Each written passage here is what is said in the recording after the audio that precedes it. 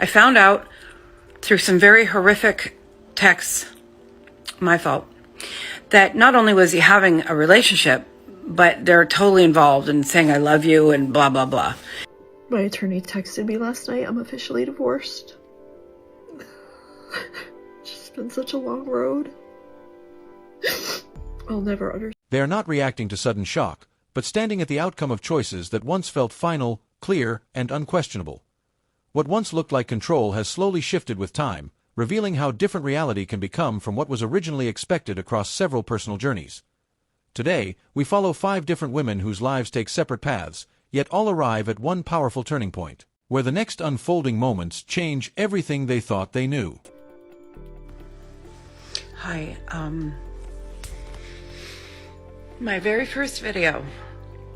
My name's Kirsten, I'm 53, and I am in a big mess because I am moving out of my house that I've been with my husband for more than 30 years. I'm 53.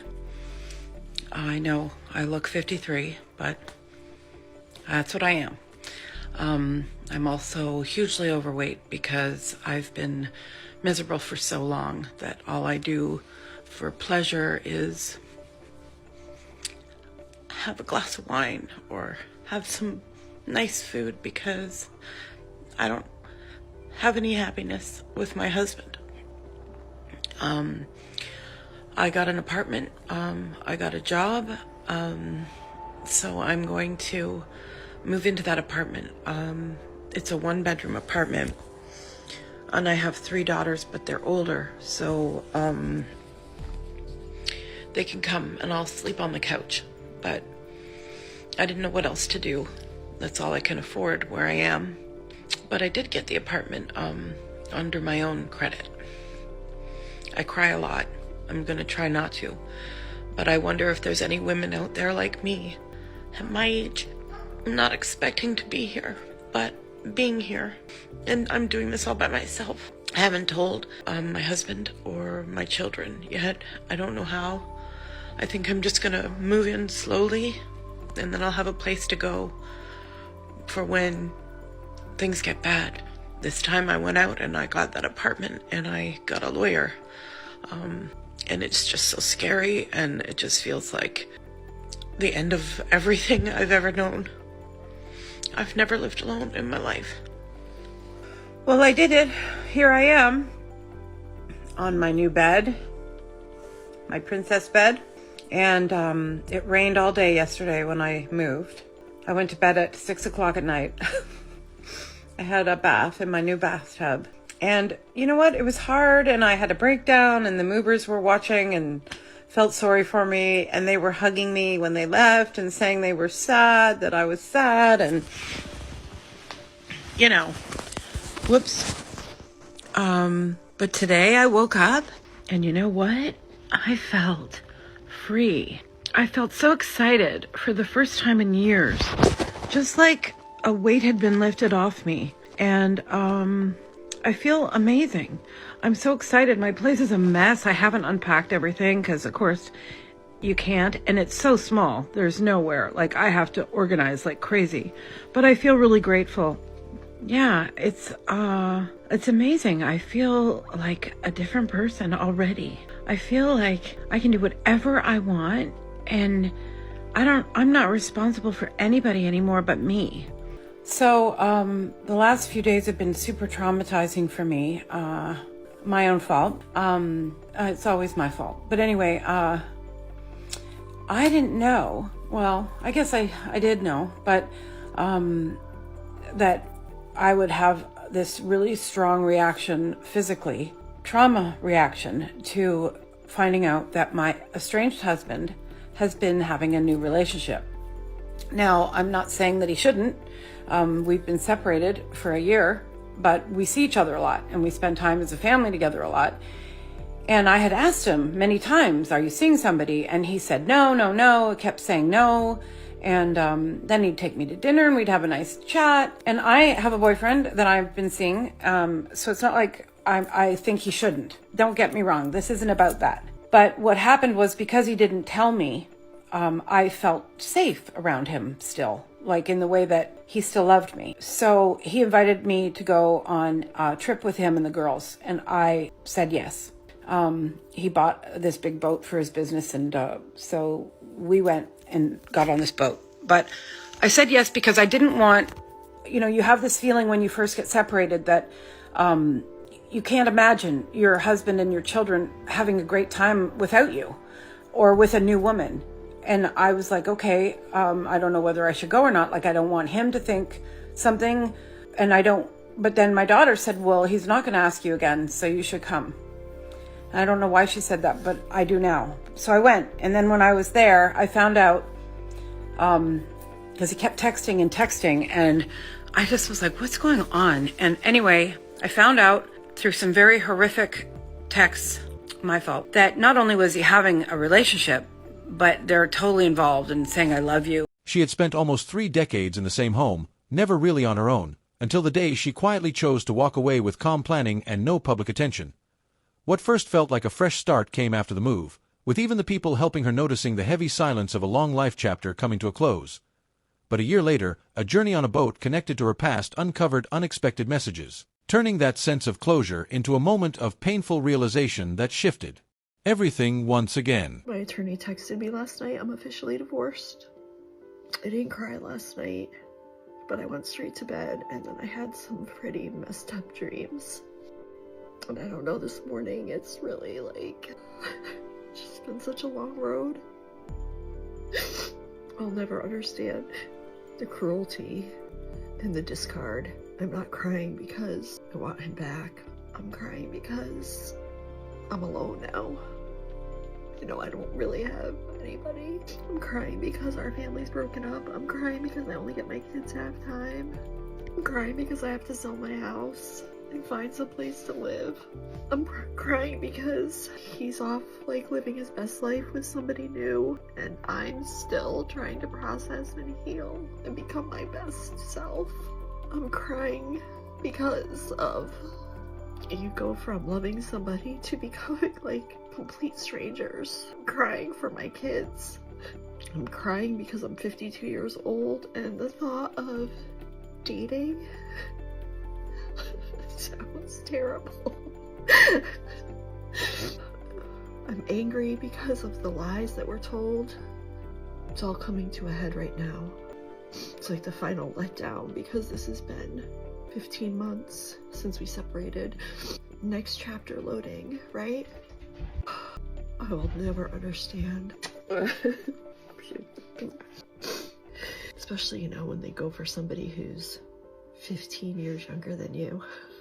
Here's to being divorced. She received the news of her 15-year marriage ending not through a call, but in a simple text message that appeared among everyday notifications, making the moment feel strangely ordinary yet life-changing at the same time. Later, she spoke about her grief, listing what she felt she had lost: her home, her children, and watching her former partner move forward. Yet her reflection focused more on surrounding outcomes than on how the situation had developed. And a final emotional moment, she raised a glass to mark the end while in tears, creating a scene where strength and sorrow blended together, leaving a quiet sense of unresolved questions in the air. I'm recently divorced and kind of figuring out this new way of life. I was married for 23 years and with that person for 3 years prior. So for a total of 26 years of my life, I have been out of the game of dating, making friends, going out, and stuff like that as a single woman in her 40s. Yeah, I'm 47. So I've raised children. My children are adult children now. And it's kind of interesting because it's so lonely at this stage in life after divorce, especially with older children, because you make all your friends when they're younger, or at least I did. I met my friends mostly through my kids' activities. I was a stay-at-home mom, and I took them to practices. I went to school, all that stuff.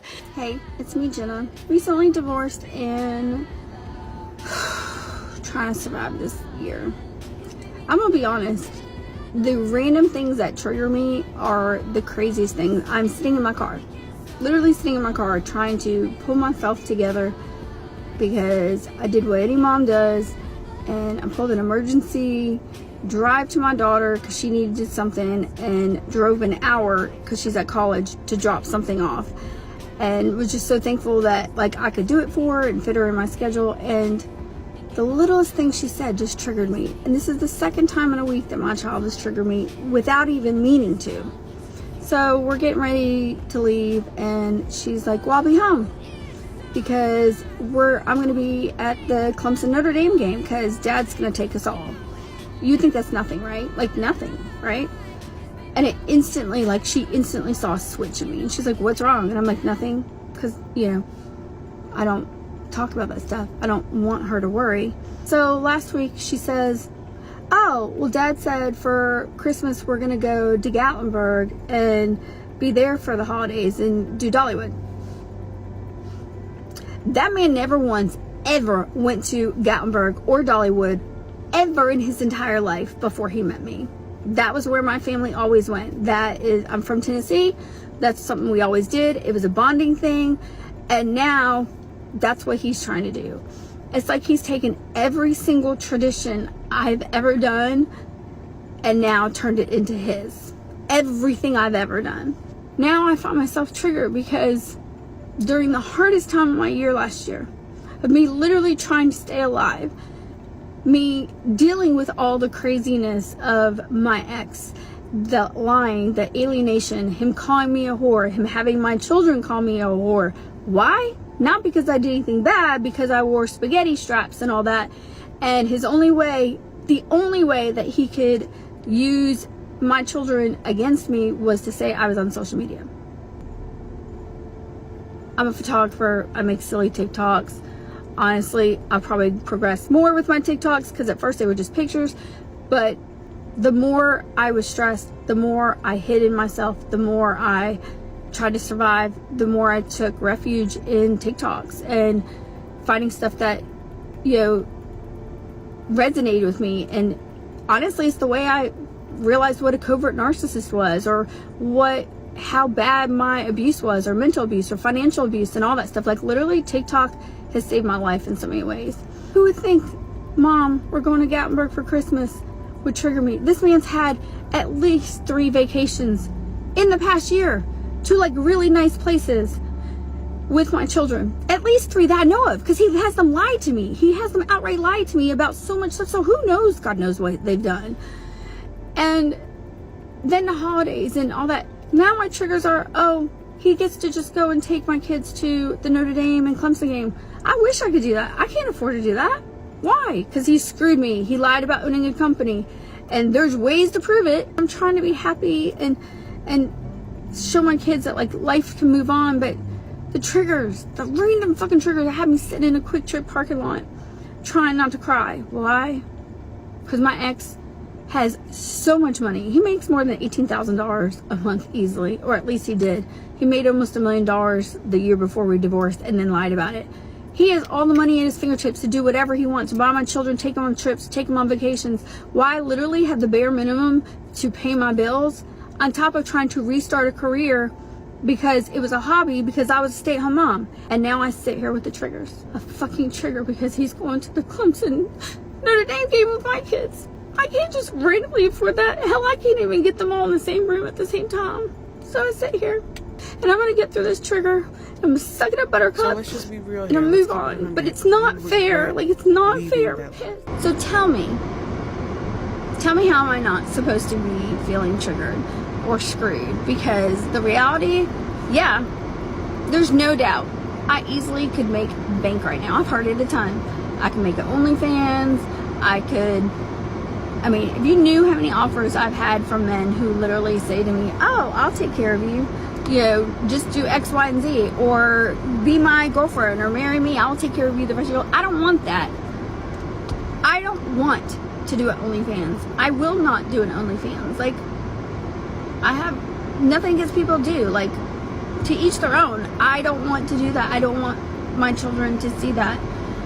I will not be with another man so that he can take care of me. Like, I didn't want that to begin with. I got married because I was in love and wanted to be married forever and wanted to build a family. I'm sure as hell not going to go with some man now just so that he can pay my bills. So when people say, how are you ready to date? Because this was a thing. He's ready to date too, like, but I'm trying to just live and survive right now. So it's funny, I've been on like 5 different dates, like different guys, multiple dates with some of them, but only 5 dates, different guys I've ever been on dates. And you would think it would be a lot more. I'm just not that girl. Like, I'm just not that girl that's a serial dater. And honestly, like, it's crazy. Like, I could do a whole TikTok on things I've learned now that I have to ask. Like, who knew that you had to ask, are you married? Do you have a girlfriend? Does anybody think you're married? Does anybody think that they're your girlfriend? Have you ever been with a man? Because if you've ever been with a man, I don't want to be with you. I don't care if you're bisexual or whatever, that's your thing. But no, I don't want to be with someone who wants to be with a man. Do you have a job?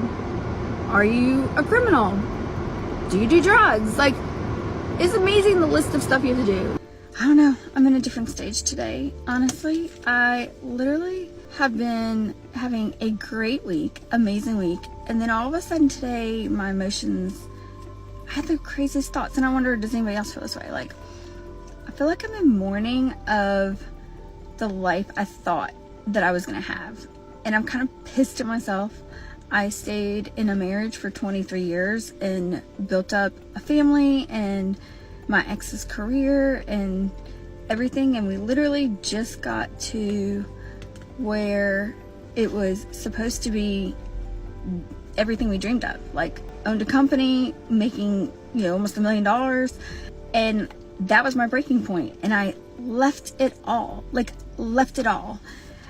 And I'm not a person that is about money, and I'm not a person who feels like they have to have like labels and name brands and all that stuff.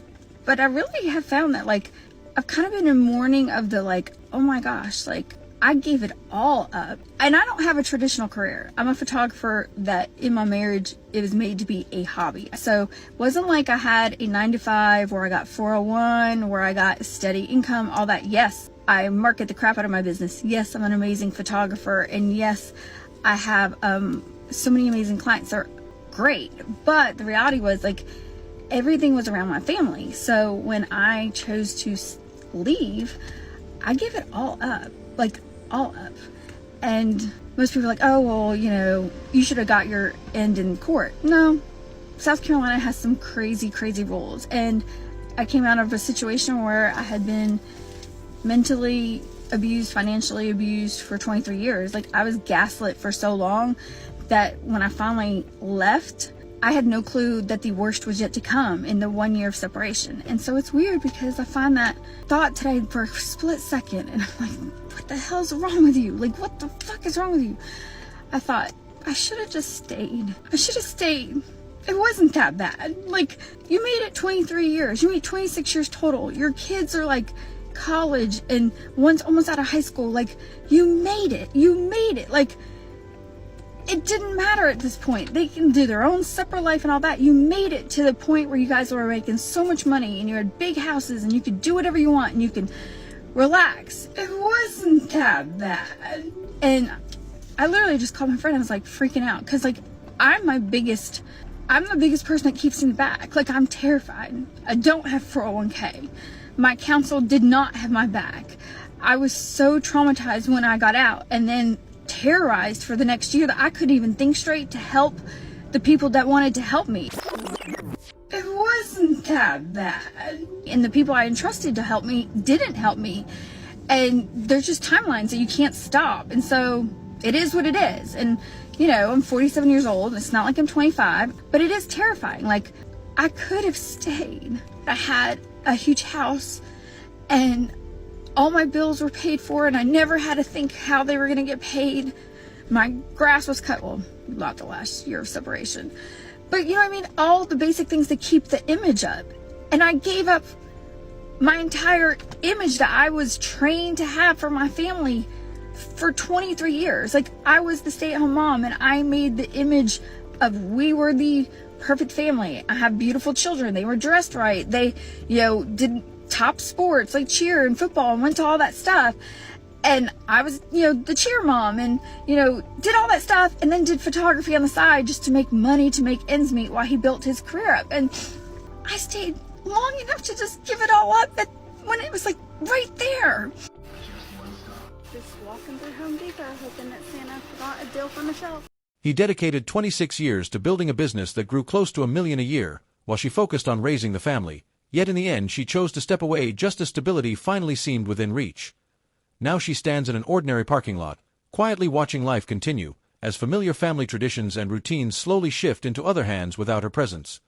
What follows is a wave of open reflection, as she speaks about leaving a financially strong life behind and only later realizing what she may have lost, turning past confidence into unexpected doubt. Example of a woman making the mistake of leaving a man based on the 90-10 theory. If you guys don't know what the 90-10 theory is, it's where a man can have 90% of what a woman wants in a man, but she becomes so focused on the 10% that man doesn't have that she breaks it off. She lets him go even though he has 90% of what she wants. And look, when a woman does this, she is fully convinced that she can find a man with 100% of what she wants. And then she goes out into the dating pool and she tries to find a man with that 10%. She thinks initially that this is all that she really wants and that is what she's focused on. Until she starts cycling through these men, and what she finds is that they don't have all the 90% that her ex did. She finds out the hard way that men don't actually all have that 90% that her husband had. That's why she didn't appreciate it to begin with, because she thought that every man, or at least many men, had the same qualities as her husband, but the 10% was lacking, and that's what she needed to find. Well, over time, she realizes that she made a mistake, that she should have appreciated that 90%.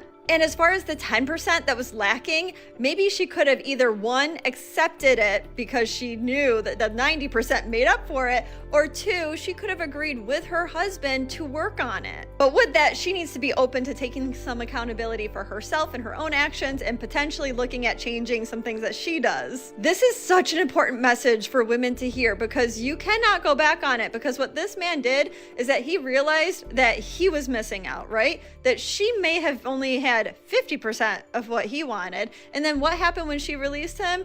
He found somebody else. And I bet you anything that woman, that next woman, appreciates everything about that man. But what really kind of stinks about his new relationship is that you can tell by how this friend is talking that his ex-wife is jealous. She is questioning why he ended up going for a woman that has kids and he is supporting her and she is a stay-at-home mom essentially. Newsflash, you had that and you let it go. But if she doesn't take accountability for that, she doesn't realize that it was her loss, that she made the mistake, that is final, there's no going back. She is probably going to dislike that other woman that's going to be around her children for no reason other than she is getting to reap the benefits of being with that good man. So that is why this is a cautionary tale to all. She once described her life as having nearly 90% of what she wanted: stability, family, and security. Yet she still chose to walk away in search of the remaining 10%, only to later realize how rare and valuable that 90% truly was. Now she finds herself on the outside looking in, watching that same life continue in the hands of someone else, forcing a difficult reflection on what was left behind and how quickly it changed direction. I will just wreak havoc on your funhouse. No man wants a good, solid, honest, reliable woman. One that's going to hold him accountable, to challenge him to be better. You're drinking like a fish, I'm going to tell you you're an idiot. Spending money recklessly, I'm not going to go for it. Running your mouth, swearing up a storm, I'm going to tell you the truth. You're trash. I'm no good to a man because I don't want to be your mom. And sadly, a lot of men, well, they might not want a mom, but they need one. Man doesn't want to be told, chew with your mouth shut, wipe your face, take off your dirty shoes, make your bed, stop scrolling, eat your greens. Standards that I have for a man are the standards that I hold for myself.